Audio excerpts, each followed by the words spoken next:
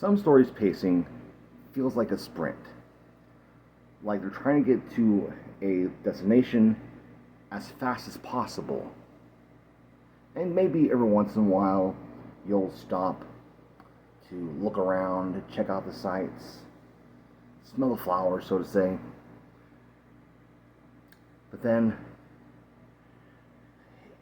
it feels almost as if that's a fleeting moment, and the story then picks up again, goes at a even faster pace.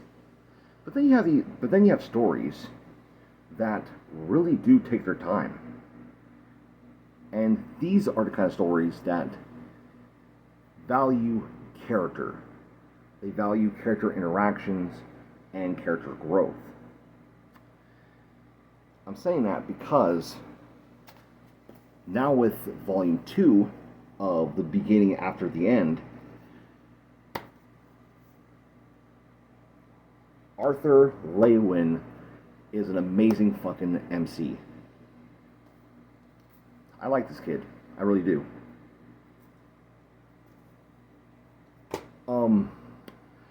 Just what he learns in the course of this volume and what we learn as readers as well.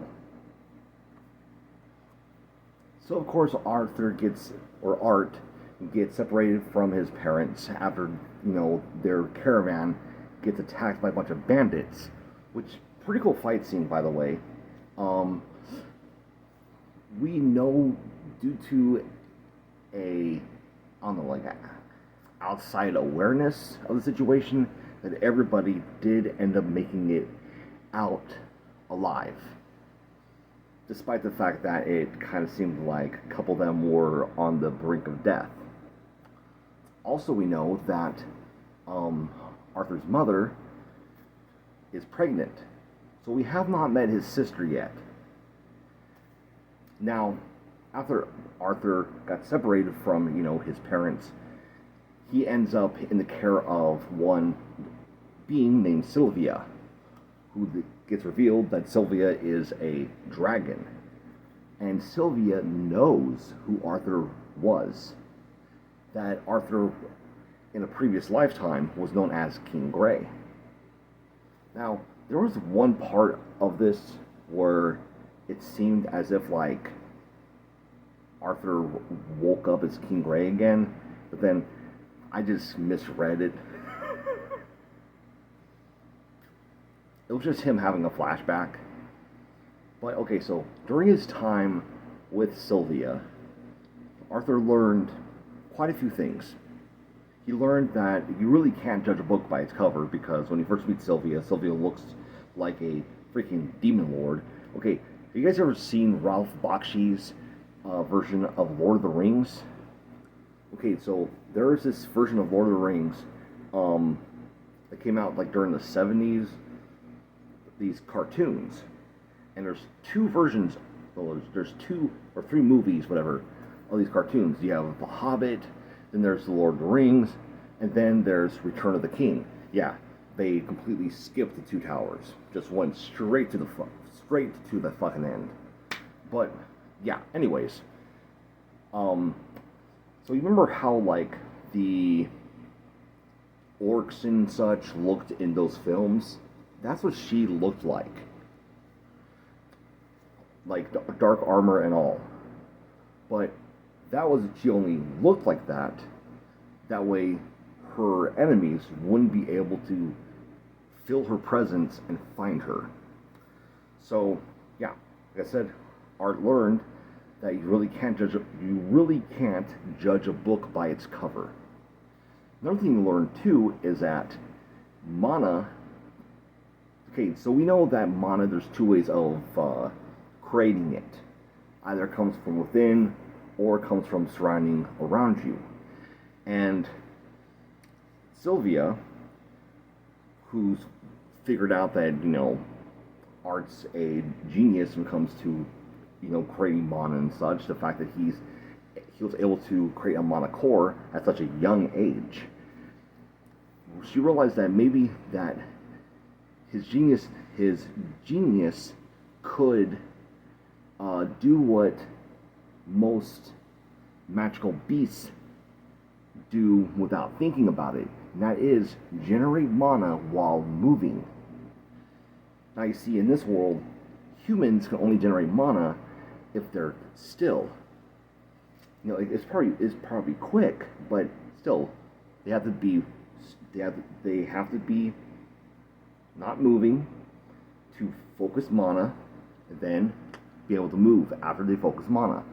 So, what Art had been learning through Sylvia's tutelage is to basically be able to continuously move and generate mana, which that is going to give him a massive advantage.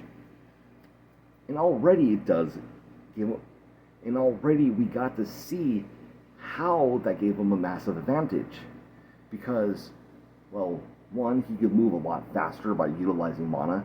Two, when he comes across this slave trade caravan that has a young elf girl in it, or elf girl child, and I should say, he defeats all these adults only because he's capable of taking in mana while moving.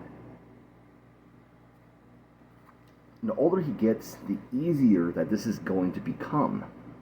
Now, I get the feeling that Volume 3, which I believe is supposed to be released physically in August or July or August, one of those two. I believe by the time when we get to Volume 3, that volume will most likely give us a lot of world building when it comes to the elves. I just have this feeling. And so, with that being said, what do you guys think of the beginning after the end, Volume 2, which, in case you're wondering, for those of you that have read this on Webtoon, where does it start and where does it end? It starts at Chapter 9, ends at Chapter 17. Let me know in the comments down below. Thank you guys for watching. Hope y'all have a wonderful day. If you'd be so kind as to subscribe to the channel if you haven't already.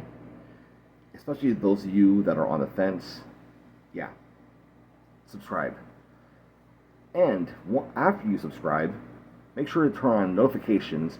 That way you'll know when I put out more content in the future. Also, be sure to give this video a thumbs up. That way, the algorithm knows my content's worth watching, and also makes me feel good. Nice little dopamine. Really helps those endorphins. And be sure to share the video with people that like Webtoon, I guess. And don't worry, I got more series coming, kind of. Anyways, ciao for now.